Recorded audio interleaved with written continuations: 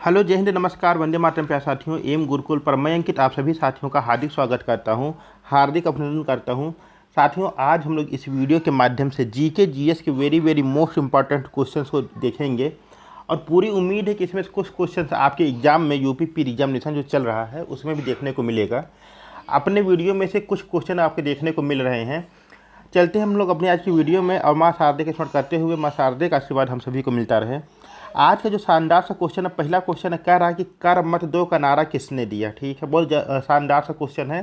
कह रहा कर मत दो का नारा किसने दिया। ऑप्शन नंबर पहला कह रहा महात्मा गांधी, ऑप्शन नंबर दूसरा कह रहा सरदार पटेल, ऑप्शन नंबर तीसरा कह रहा सुभाष चंद्र बोस जी, या ऑप्शन नंबर चौथा कह रहा है आपका जवाहरलाल नेहरू। तो कर मत दो का नारा किसने दिया था। तो देखिए, बात होती है आपके 1918 की। कब की? 1918 की। गुजरात प्रांत में एक जगह होता है खेड़ा, वहाँ पर क्या होती है बीमारी, और बीमारी के बाद हो जाता है आपका अकाल पड़ जाता है। वहाँ पर किसानों की जो उत्पादन फसल थी वह कम हो जाती है, फसलों का उत्पादन कम हो जाता है। तो किसानों के पास इस समय कर देने के लिए, टैक्स देने के लिए पर्याप्त धन नहीं होता है, पर्याप्त अनाज नहीं होता है। तो इस समय वल्लभ भाई पटेल जी ने यह नारा दिया था, कर मत दो का नारा। किसने दिया था? वल्लभ भाई पटेल जी ने यह नारा दिया था, कर मत दो का। कब दिया था? खेड़ा संग्राम के दौरान, खेड़ा आंदोलन के दौरान दिया था। सरदार वल्लभ भाई पटेल जी ने यह नारा दिया था। अगर महात्मा गांधी जी के प्रसिद्ध नारों की बात किया जाए, बापू के प्रसिद्ध नारों की बात किया जाए, तो हे राम। और अगर प्रारंभ में देखा जाए तो महात्मा गांधी उदारवादी प्रवृत्ति के व्यक्ति थे। कोई एक थप्पड़ गाल मार दे तो अगला गाल आगे कर देते थे। लेकिन 1942 आते आते महात्मा गांधी को पूरा विश्वास हो गया कि यह जो ब्रिटिश हुकूमत है यह डिप्लोमा इन थिथरई की हुई है, ये सब थिथरई में पारंगत हैं और बिना लात के मानेंगे नहीं। तो 1942 में भारत छोड़ो आंदोलन के दौरान महात्मा गांधी जी ने डू और डाई, करो या मरो का नारा दिया था। सुभाष चंद्र बोस जी की बात किया जाए तो दिल्ली चलो का नारा देते हैं 1943 में आपके सिंगापुर से। और दूसरा नारा इनका फेमस हो जाता है, तुम मुझे खून दो मैं तुम्हें आज़ादी दूंगा। चलते हैं आगे अपने आज के नेक्स्ट क्वेश्चन पर। और आज का नेक्स्ट क्वेश्चन क्या कह रहा है? कह रहा है कि बाबर नामा की रचना किसने की। ऑप्शन नंबर पहला कह रहा है हुमायूं, ऑप्शन नंबर दूसरा कह रहा है गुलबदन बेगम, ऑप्शन नंबर तीसरा कह रहा है अबुल फजल, या ऑप्शन नंबर चौथा कह रहा है बाबर। तो बाबर नामा की रचना किसने की, यह आपको बताना है। तो इसका जो सही आंसर आपका बनने वाला है यह क्या हो जाएगा आपका, बाबर नामा की रचना कौन करता है? बाबर करता है। बाबर की आत्मकथा है बाबर नामा, और यह चंगतई तुर्की भाषा में इसकी रचना करता है। हुमायूं की बात किया जाए तो बाबर का पुत्र हो जाता है हुमायूं।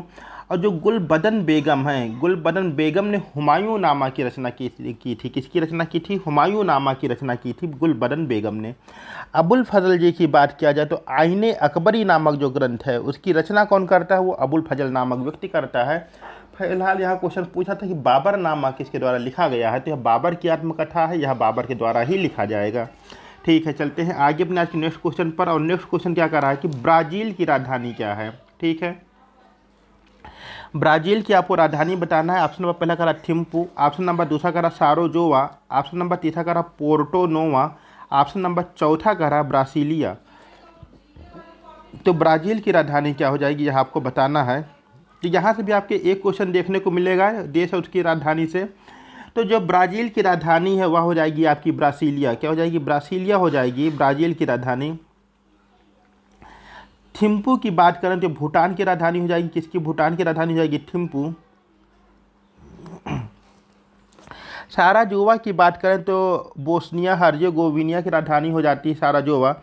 और पोर्टो नोवा की बात करें तो बेनिन की राजधानी हो जाती है। किसकी राजधानी हो जाती है? बेनिन की राजधानी होती है पोर्टो नोवा। तो यहाँ पे आपसे पूछा हुआ कि ब्राज़ील की राजधानी क्या थी, तो यह हो जाएगा आपका ऑप्शन नंबर चौथा ब्रासीलिया। ठीक है, चलते हैं आज अपने नेक्स्ट क्वेश्चन पर। और कह रहा बहुत ही शानदार सा क्वेश्चन है आपका। कह रहा कि उत्तर प्रदेश में सर्वाधिक मेला कहाँ लगता है। हालांकि अगर कल के दोनों शिफ्ट की बात किया जाए जो आपका यूपी का एग्ज़ाम हुआ है, इसमें जो आपके पेपर आए थे आसान पेपर थे। आपका हिंदी जीएस वगैरह काफ़ी आसान दे रखा था। ये है कि पिछली बार जो आपका पेपर हुआ था फरवरी में, उससे थोड़ा सा हार्ड, एक स्टेप आगे का पेपर आपके सामने देखने को मिला था। फिर भी ऐसा पेपर नहीं था कि उसको किया ना जा सके, बहुत ही ठीक ठाक पेपर कहा जा सकता है यह। कि उत्तर प्रदेश में सर्वाधिक मेला कहाँ लगता है। ऑप्शन नंबर पहला करा पीलीभीत, ऑप्शन नंबर दूसरा करा मथुरा, ऑप्शन नंबर तीसरा करा हमीरपुर, या ऑप्शन नंबर चौथा कह रहा है झांसी। तो अगर उत्तर प्रदेश में मेले की बात करें तो लगभग 2500 से ज़्यादा मेले आपके देखने को मिलते हैं कहाँ पर, उत्तर प्रदेश के अंतर्गत। और इसमें भी आपको वह ज़िला बताना है कि जहाँ पर सर्वाधिक मेला लगता है। तो अगर सर्वाधिक मेला की हम बात करेंगे तो सर्वाधिक मेला आपका कहाँ लगता है, तो वो लगता है भैया आपके मथुरा में। कहाँ लगता है? मथुरा में देखने को मिलता है। उत्तर प्रदेश का सर्वाधिक मेला आपके मथुरा जनपद में देखने को मिलता है। अगर नंबर की बात करेंगे कितनी संख्या में ये लगता है मेला, तो लगभग 86 मेले आपके मथुरा जनपद में देखने को मिलते हैं। कितने मेले? 86 मेले आपके मथुरा जनपद में देखने को मिलते हैं। दूसरे नंबर पे आ जाता है आपका हमीरपुर और कानपुर, यहाँ पर 79 मेला आपको देखने को मिलता है। कितना? 79 मेला देखने को मिलते हैं। और वहीं अगर झांसी की बात किया जाए, झांसी में आपके 78 मेला देखने को मिलते हैं। और अगर यहीं बात किया जाए सबसे कम मेला कहाँ देखने को मिलता है, तो वह आपके पीलीभीत जनपद में सबसे कम मेला देखने को मिलता है। कहाँ पर? आपके पीलीभीत में सबसे कम मेला देखने को मिलता है। तो उत्तर प्रदेश में कुल आपके लगभग 250 प्लस मेला लगते हैं। और इसमें से भी जो आपका सर्वाधिक मेला लगता है यह आपका मथुरा जिले के अंतर्गत लगता है। ठीक है, चलते हैं अपने आज के नेक्स्ट क्वेश्चन पर। और आज का अगला क्वेश्चन क्या कह रहा है, बहुत ही बेहतरीन सा क्वेश्चन है, शानदार सा क्वेश्चन है अपने आप में। कह रहा है कि निम्नलिखित में से किस इमारत को रोजा ए मुनव्वर कहा जाता है। ठीक है, निम्नलिखित में से ऐसी कौन सी इमारत है जिसे रोजा ए मुनव्वर के नाम से जाना जाता है। ऑप्शन नंबर पहला कह रहा अकबर का किला, ऑप्शन नंबर दूसरा कह रहा ताजमहल, ऑप्शन नंबर तीसरा कह रहा बीबी का मकबरा, या ऑप्शन नंबर चौथा कह रहा जौनपुर का किला। तो आपको बताना निम्नलिखित में से वह कौन सी इमारत है जिसे रोजा ए मुनव्वर नाम से जाना जाता है। बहुत ही शानदार सा क्वेश्चन है आपका। और इसका जो करेक्ट आंसर बन जाएगा वह बन जाएगा आपका ताजमहल। क्या बन जाएगा? आपका ताजमहल बन जाएगा। ठीक है, ताजमहल आपका कहाँ पर है? आगरा के अंतर्गत है, आपकी यमुना नदी किनारे है। और आगरा शहर की स्थापना जो करते हैं वो लोदी वंश का शासक होता है, सिकंदर लोदी। 1504 ईस्वी में जाके वो जो है आगरा शहर की स्थापना करता है। यही बात किया जाए कि ताजमहल के जो वास्तुकार उसका क्या नाम था, तो उसका नाम जो है उस्ताद अहमद लाहौरी के रूप में देखने को मिलता है। अगर बात किया जाए 1983 की, कब? 1983 की, तो यह वह साल होता है जब कि ताजमहल को यूनेस्को के द्वारा, किसके द्वारा? यूनेस्को के द्वारा विश्व धरोहर स्थल की सूची में शामिल कर लिया जाता है। तो आपका 1983 में, कब? 1983 में ताजमहल को विश्व धरोहर स्थल के रूप में यूनेस्को के द्वारा शामिल कर लिया जाता है। चलते हैं आगे अपने आज के नेक्स्ट क्वेश्चन पर। और अगला क्वेश्चन क्या कर रहा है कि अभियंता दिवस कब मनाया जाता है, यानी कि आपका इंजीनियर्स डे कब मनाया जाता है। ऑप्शन नंबर पहला करा 14 सितंबर, ऑप्शन नंबर दूसरा करा 5 अक्टूबर, ऑप्शन नंबर तीसरा करा 1 जुलाई, या ऑप्शन नंबर चौथा कह रहा आपका 15 सितंबर। तो आपको बताना है कि अभियंता दिवस कब मनाया जाता है। आपके इंपॉर्टेंट डेट से भी आपके क्वेश्चन देखने को मिल रहे हैं पेपर में, कल के भी दोनों सेटों में आपको मिले थे। और अगर बात करें कि अभियंता दिवस कब मनाया जाता है, तो यह कब मनाया जाता है, आइए इसको देखते हैं। जब हम 14 सितंबर की बात करते हैं, कब की बात करते हैं? 14 सितंबर की बात करते हैं, तो राष्ट्रीय हिंदी दिवस के रूप में मनाया जाता है।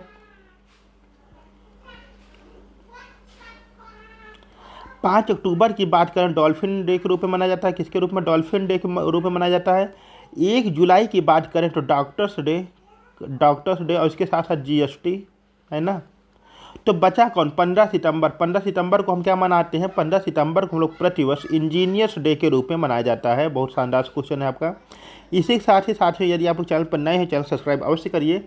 चलते हैं आगे हम लोग अपने आज के नेक्स्ट क्वेश्चन पर। और अगला क्वेश्चन क्या कह रहा है कि निम्नलिखित में से कौन सा पक्षी है जो उड़ान रहित नहीं है। ठीक है, निम्नलिखित में से कौन सा पक्षी है जो उड़ान रहित नहीं है। ऑप्शन नंबर पहला कह रहा है कीवी, ऑप्शन नंबर दूसरा कह रहा है एमू, ऑप्शन नंबर तीसरा कह रहा है शुतुरमुर्ग, या ऑप्शन नंबर चौथा कह रहा है सारस। अच्छा, उड़ान रहित नहीं है मतलब क्या कि वो जो है उड़ सकता है। क्या कर सकता है? वह उड़ सकता है। तो अगर इन चारों ऑप्शन पर हम गौर फरमाएं, अपनी सुंदर सुंदर नजर इस पर टिकाएं, तो हमको देखने को मिलेगा, क्या देखने को मिलेगा कि कीवी, एमू और शुतुरमुर्ग यह सब दौड़ सकते हैं, तेज चल सकते हैं पक्षी, लेकिन उड़ नहीं सकते हैं। शुतुरमुर्ग भाई साहब की बात किया जाए तो जो इनका अंडा होता है सबसे बड़ा होता है। सारस की अगर बात करें, किसकी? सारस की बात करें तो एकमात्र ऐसा पक्षी है इन चारों विकल्प में से जो कि क्या कर सकता है? उड़ सकता है। क्या कर सकता है? उड़ सकता है। और इसी सारस को ही क्रॉंच नाम से जानते हैं। किस नाम से जानते हैं? क्रॉंच नाम से जानते हैं। और यहीं जब सारस की बात आ गई तो इस बात को हम कैसे भूल सकते हैं कि जो अपना उत्तर प्रदेश है साथियों, इसका जो राजकीय पक्षी है वह भी क्या है? आपका सारस है। क्या है? सारस है। इस बात को याद रखिएगा। चलते हैं आगे अपने आज के नेक्स्ट क्वेश्चन पर। और आज का अपना अगला क्वेश्चन आपकी प्यारी सी स्क्रीन पर ये रहा। कह रहा टीएनटी क्या है। हाई स्कूल में आप लोग पढ़े ही होंगे टीएनटी। टीएनटी क्या है? ऑप्शन नंबर पहला कह रहा रोगाणुनाशक, ऑप्शन नंबर दूसरा कह रहा कीटाणुनाशक, ऑप्शन नंबर तीसरा कह रहा विस्फोटक, या ऑप्शन नंबर चौथा कह रहा है सड़ननाशक। तो आपको बताना टीएनटी यानी ट्राई नाइट्रोटॉलुइन क्या है। ट्राई नाइट्रोटॉलुइन क्या है, यह आपको बताना है। तो देखो भाई, जब ये टीएनटी की हम बात करते हैं, टीएनटी आपका क्या हो जाता है, ट्राई नाइट्रोटॉलुइन आपका विस्फोटक हो जाता है। क्या हो जाता है? यह विस्फोटक के श्रेणी में आता है टीएनटी आपका। ठीक है, चलते हैं आगे अपने आज के नेक्स्ट क्वेश्चन पर। और आज का अपना नेक्स्ट क्वेश्चन क्या कह रहा है, बहुत ही शानदार सा क्वेश्चन है। रुक जा भाई, रुक जा। हाँ, कौन सा देश क्वाड का हिस्सा नहीं है? ठीक है, निम्नलिखित में से ऐसा कौन सा देश है जो क्वाड का हिस्सा नहीं है? ऑप्शन नंबर पहला कह रहा भारत, ऑप्शन नंबर दूसरा कह रहा ऑस्ट्रेलिया, ऑप्शन नंबर तीसरा कह रहा न्यूजीलैंड, या ऑप्शन नंबर चौथा कह रहा जापान। तो आपको बताना है कि निम्नलिखित में से ऐसा कौन सा देश है जो क्वाड का सदस्य नहीं है। अब देखो भाई, क्वाड क्या है? तो हिंद और प्रशांत महासागर में आपसी व्यापार को बढ़ावा देने के लिए और एक स्वस्थ वातावरण स्थापित करने के लिए 4 देशों का एक समूह हुआ जिसको क्वाड नाम से जाना जाता है, जिसमें से 3 तो आपके सही हैं, इसमें से एक सदस्य आपका गड़बड़ है, उसको आपको बताना है। तो अगर हम बात करेंगे इसमें से कौन सा देश क्वाड का हिस्सा नहीं, सदस्य नहीं है, तो मेरे भैया ध्यान देना कि यह हो जाएगा आपका न्यूजीलैंड। क्या हो जाएगा? न्यूजीलैंड। चलो अच्छा, न्यूजीलैंड नहीं, ये बात तो मान लिए, लेकिन न्यूजीलैंड पे के जगह पे कौन सा देश है जो क्वाड का हिस्सा है? तो याद रखना वह है आपका अमेरिका। क्या है? अमेरिका।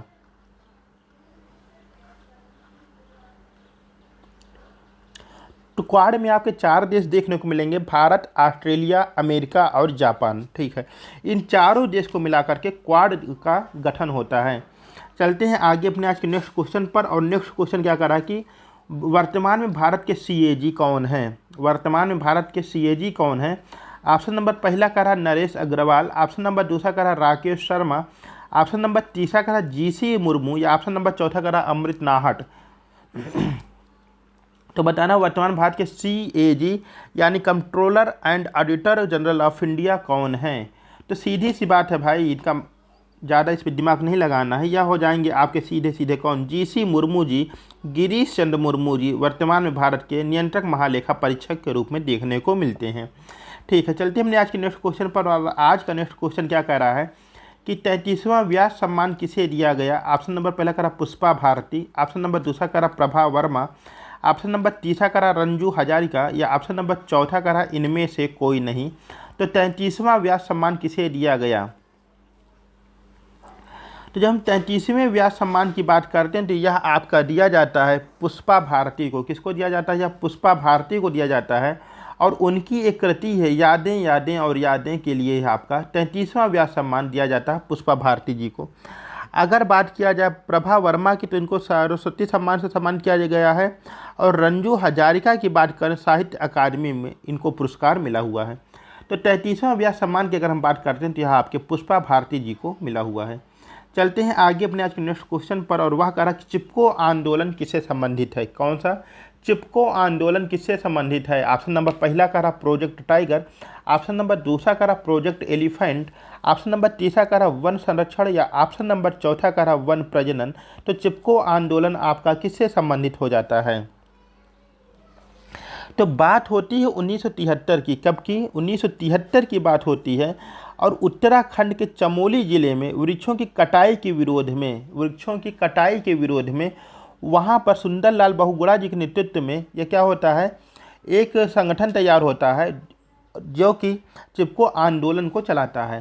तो जो आपका चिपको आंदोलन था, चिपको आंदोलन आपके वन संरक्षण से संबंधित हो जाता है। किससे संबंधित हो जाता है? वन संरक्षण से आपका संबंधित हो जाता है चिपको आंदोलन। प्रोजेक्ट टाइगर की बात किया जाए, प्रोजेक्ट टाइगर कब शुरू हुआ था? तो 1973 में, यानी 1973 के अंतर्गत आपका जो है प्रोजेक्ट टाइगर की शुरुआत की गई थी। प्रोजेक्ट हाथी की बात करें तो 1992 के अंतर्गत आपको प्रोजेक्ट हाथी देखने को मिलता है। चलते हैं आगे अपने आज के नेक्स्ट क्वेश्चन पर। और आज का नेक्स्ट क्वेश्चन बहुत ही शानदार सा है। करा कंप्यूटर विषाणु यानी कंप्यूटर वायरस किसको प्रभावित करता है? ठीक है। कंप्यूटर में जब आपके कंप्यूटर में कोई वायरस आ जाता है तो उससे क्या प्रभावित होता है। ऑप्शन नंबर पहला करा कि सॉफ्टवेयर, ऑप्शन नंबर दूसरा करा हार्डवेयर, ऑप्शन नंबर तीसरा करा कंप्यूटर भाषा कंप्यूटर लैंग्वेज, या ऑप्शन नंबर चौथा करा इनमें से कोई नहीं। तो देखो भाई, हार्डवेयर क्या होता है, कंप्यूटर का वह भाग जिसको हम आँखों से देख सकते हैं, हाथों से छू सकते हैं, वह आपका हार्डवेयर कहलाता है। सॉफ्टवेयर की बात किया जाए, जो हमको आंखों से दिखाई नहीं देता, वह आपका सॉफ्टवेयर हो जाता है। तो वायरस क्या करता है कि कंप्यूटर में जब आ जाता है, ये इफेक्ट करता है, अटैक करता है, सबसे पहले क्या करता है, सॉफ्टवेयर को ध्यान से उड़ा देता है। तो कोई भी अगर कंप्यूटर में वायरस आता है तो उसको किसको प्रभावित कर देता है, सीधी सी बात, उसके जाके सीधे सॉफ्टवेयर को उड़ाता है बस। तो सॉफ्टवेयर को जाके वो जो है प्रभावित कर देता है, इफेक्ट कर देता है उसके ऊपर। तो यहाँ जो आपका करेक्ट आंसर बनने वाला है 13 का, वो ऑप्शन नंबर पहला आपका करेक्ट हो जाएगा। चलते हैं आगे अपने आज के नेक्स्ट क्वेश्चन पर। और आज का नेक्स्ट क्वेश्चन क्या कर रहा है कि गदर पार्टी के संस्थापक कौन थे। किसके, गदर पार्टी के संस्थापक कौन थे। ऑप्शन नंबर पहला कह रहा है बरकत उल्लाह, ऑप्शन नंबर दूसरा कह रहा है लाला हरदयाल, ऑप्शन नंबर तीसरा कह रहा है भगत सिंह, या ऑप्शन नंबर चौथा कह रहा है लाला लाजपत राय। तो गदर पार्टी के संस्थापक कौन हो जाएंगे, सीधा से इसका जवाब बन जाएगा गदर पार्टी के जो संस्थापक थे, यह आपके लाला हरदयाल जी के द्वारा आपकी गदर पार्टी की स्थापना की जाती है। ठीक है, चलते हैं हमने आज के नेक्स्ट क्वेश्चन पर। और आज का लास्ट क्वेश्चन है, कह रहा है कि भारतीय संविधान का कौन सा भाग नागरिकता से संबंधित है। ठीक है, भारतीय संविधान का कौन सा भाग आपके नागरिकता से संबंधित, आपको यह बताना है। भारतीय संविधान में सभी जानते हैं 395 अनुच्छेद, 22 भाग और आपकी 12 अनुसूचियाँ देखने को मिलती हैं। तो इनमें कह रहा है कि किस भाग में आपका जो है नागरिकता संबंधी प्रावधान दिया हुआ है। ऑप्शन नंबर पहला करा भाग 2, ऑप्शन नंबर तीसरा करा भाग 3, ऑप्शन नंबर तीसरा करा भाग 4, या ऑप्शन नंबर चौथा करा आपका भाग 5। तो नागरिकता आपकी किसमें संबंधित है, तो याद रखिएगा आपके भाग 2 किसमें, भाग 2 के अंतर्गत आपका आर्टिकल 5 से लेकर के आर्टिकल नंबर 5 से लेकर आर्टिकल नंबर 11 तक, आपका अनुच्छेद 5 से लेकर अनुच्छेद 11 तक आपका नागरिकता से संबंधित प्रावधान की व्याख्या करता है। इसके अंतर्गत तमाम बातें हैं, कोई व्यक्ति कब भारत का नागरिक माना जाएगा, किन अवस्था में किस दशा में इसकी नागरिकता छीनी जा सकती है, या भारत से जो पाकिस्तान चले गए हैं उनके संदर्भ में उनके संदर्भ में नागरिकता संबंधी प्रावधान, या ऐसे व्यक्ति जो पाकिस्तान से भारत आए हुए हैं उनके संदर्भ में नागरिकता संबंधी प्रावधान की जो आपकी बात की गई है वह आपके भाग 2 में की गई है। भाग 3 की बात किया जाए तो इसमें आपके मौलिक अधिकार की चर्चा की गई है। भाग 4 आपका DPSP संबंधित है और भाग 5 में आपके संघ से संबंधित हो जाता है। चलते हैं आगे देखते हैं क्या है। तो देखिए, एक छोटा सा आपका रीजनिंग का क्वेश्चन है, इसका सही आंसर आप लोग कमेंट बॉक्स में अवश्य बताइएगा। उम्मीद करता हूँ वीडियो आप सभी को पसंद आई होगी और यह काफ़ी आपके लिए जो है लाभदायक सिद्ध होगी। मिलते हैं अपनी अगली वीडियो में, तब तक के लिए नमस्कार।